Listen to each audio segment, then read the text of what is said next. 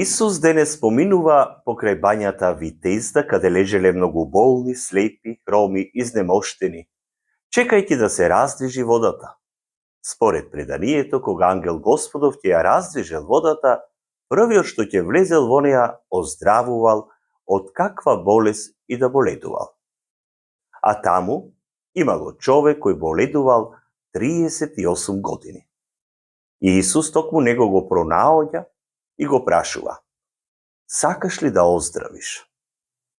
Така денес Исус со неговото слово поминува покрај нас, кои можеби со години лежиме покрај водата, покрај црквата, покрај изворот на благодатта, но сето тоа не го забележуваме.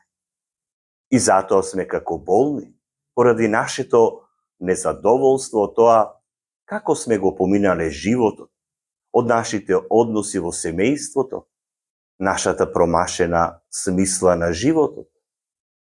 Со години сме западнати во една внатрешна, духовна болест, затоа што не сакаме да влеземе во подлабок однос со Бог, затоа што нашата вера е пасивна, сведена на чекање, нешто да се случи, наместо на средба со Христос кој стои пред нас, кој не пронаоѓа и прашува: сакаш ли да оздравиш? Кој е твојот одговор?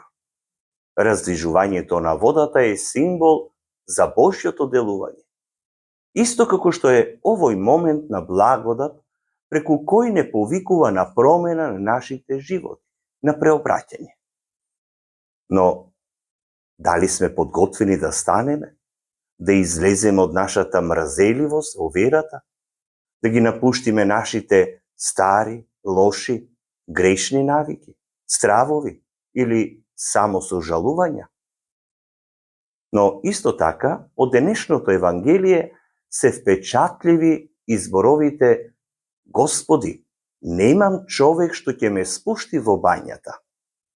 Тоа се зборови што одекнуваат и денес. Колку луѓе денес чувствуваат дека немаат човек, дека се оставени сами со својата болка, со својата немоќ, со своите проблеми. Немам човек е израз на осаменост, но и на една реалност која ја живееме во нашето секојдневие. Луѓето се премногу зафатени со себе, а премалку се грижат за страдањата на другите. Христос доаѓа токму кај тој што нема никој и станува човекот што го подига. Денес сака да не подигне и нас, да ни каже: стани, земи ја постелката своја и оди си. Но и ти си повикан да бидеш човек кој ќе му помогне на братот во неволја. Можеби во твојата близина има некој што вели: немам човек. Некој кој се чувствува заборавен, осамен, без надеж, фатен во верата. Погледни добро наоколу. Можеби некој од твојата близина, твоите деца, твоите внуци или роднини, копнеат за смисла на животот, затоа што не го познаваат Христа воскреснатиот. А не го познаваат зашто немаат човек кој ќе им го покаже. Затоа денес ти биди тој човек.